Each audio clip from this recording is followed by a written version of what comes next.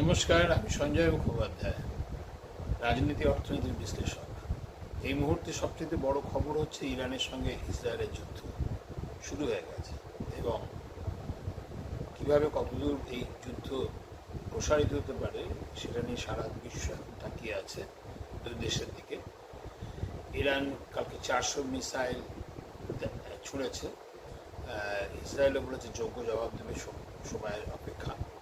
আর America তো তার পাশে আছেই এবং আমেরিকার সৈন্যরা 40,000 মোতায়েন ছিলই আগে, এখন আরও বাড়ছে এবং সমস্ত দিক থেকে ঘিরে ধরে ইরানের সঙ্গে একটা যুদ্ধ, বড়সড় যুদ্ধের প্রস্তুতি তারা নিচ্ছে। ফলে ইরানও প্রস্তুত হয়েই নেমেছে। সব মিলিয়ে এই যুদ্ধ যদি শুরু সত্যি হয়ে যায়, কাল পরশুর মধ্যেই বোঝা যাবে, সেটা কিন্তু বেশ কদিন চলবে। আর এই দুর্গাপুজোর ঠিক আগেই এরকম একটা পরিস্থিতিতে আমাদের দেশের পরিস্থিতিতে দেশের কী হলো, দেশের ইনভেস্টর যারা টাকা পয়সা কোথাও লগ্নি করেন, সেটা সাধারণ মধ্যবিত্ত এখন তার মধ্যে রয়েছেন, তাদের পক্ষে কিন্তু এটা একটা সাপে বড় হবে। অর্থাৎ শেয়ার বাজারের দাম ভীষণভাবে পড়ে যাবে। একটা টেনশন, মিডল ইস্টের যে টেনশনটা শুরু হয়েছে তার ফলে এটা স্বাভাবিক। কিন্তু যদি আপনি গোল্ডে লাগাতে পারেন তাহলে গোল্ড দারুণ কিন্তু বিরাট সুযোগ আছে, কারণ সোনার দাম চট করে বাড়বে।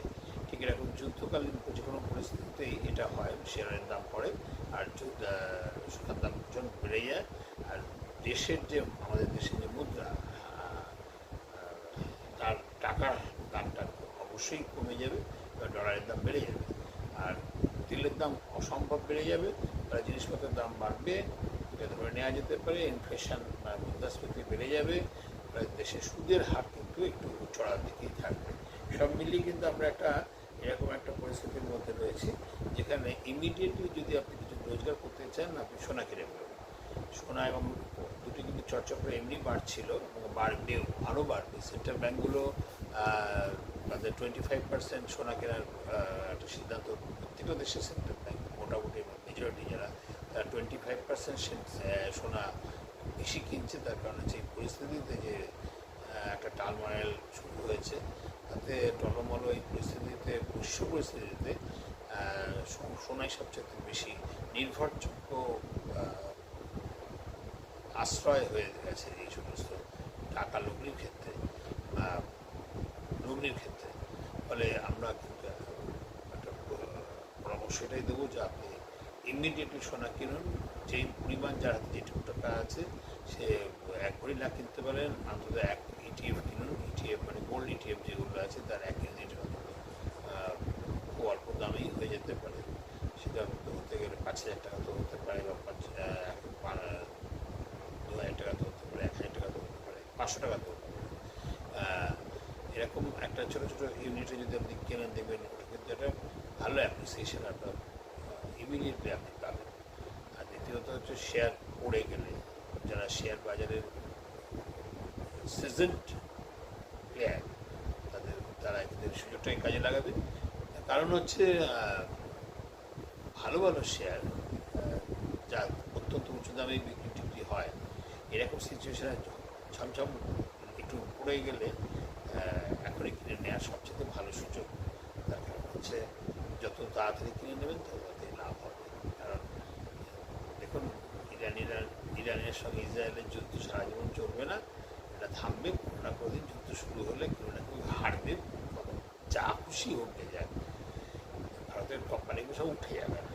যা খুশি কথাটা মজা করে বললাম, অর্থাৎ যা খুশি নয়। আমরা কেউ চাই না এই যুদ্ধটা উল্লঙ্ঘিত হোক, কারণ ভারতের আর্থিক একটা বড় চাপ আসবে। কারণ ইরানের সঙ্গে ভারতের একটা বড় সম্পর্ক আছে, বিশেষত তেল নেওয়ার ক্ষেত্রে, কম দামে তেল নেওয়ার ক্ষেত্রে। আর দ্বিতীয়ত হচ্ছে ভারতের যে আন্তর্জাতিক ব্যবসা, বিশেষত রপ্তানি, সেটা ইউরোপে এখন করছে, কিন্তু আরব আমির শাহী, দুবাই, এই রুট দিয়ে। এবং অন্যদিকে আমেরিকার সঙ্গে তার অত্যন্ত ভালো সম্পর্ক, বৈদেশিক বাণিজ্য এবং এই দেশের লগ্নির ক্ষেত্রে আমেরিকার বিরাট ভূমিকা। এই সমস্ত মধ্যে ভারত আবার ইরানের সঙ্গে এবং মিডল ইস্টের অন্যান্য দেশগুলোর সঙ্গেও ভারতের একটা সম্পর্ক আছে সুন্দর। এই সব মিলিয়ে ভারত কিন্তু একটা মধ্যবর্তী জায়গায় আছে। কখনোই চায় না এই যুদ্ধটা বাড়তে থাকুক বা হোক, তাতে কিন্তু ভারতের মতো একটা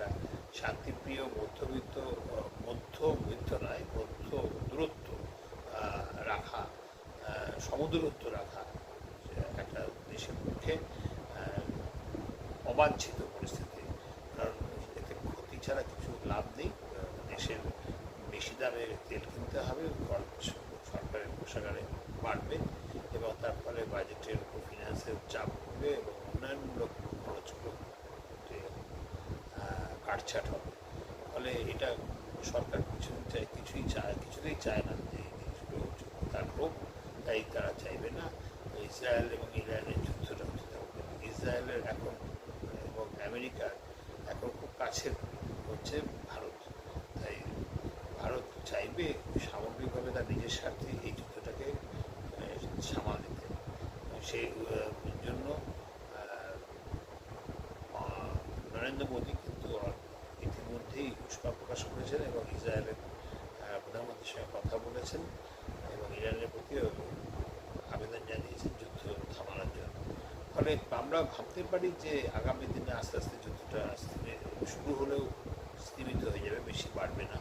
এবং কারণ একটা বিশ্ব নাগরিক এবং বিশ্ব রাজনীতির যে আওয়াজ উঠছে বা উঠবে, তাতে কিন্তু আলটিমেটলি ইরানের একার পক্ষে এই যুদ্ধ একা একা চালানো কঠিন হয়ে যাবে, কারণ মিডল ইস্টের অন্যান্য দেশগুলো, বড় দেশগুলো ইরানের ঠিক পাশে নেই।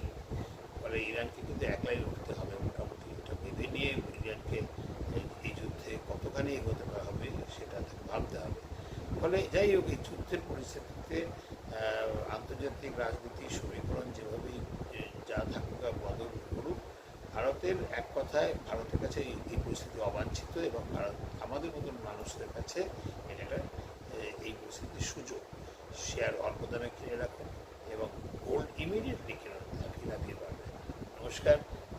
এই ঝড়ে কাক মরে, গিলে গুণ মরে, এরকম করে একটা এই পরিস্থিতি যদি